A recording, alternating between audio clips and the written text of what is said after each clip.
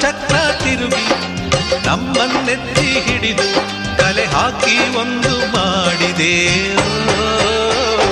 ಕಾಲ ಮತ್ತೊಮ್ಮೆ ನಮಗಾಗಿ ಬಂತು, ನಮ್ಮ ಈ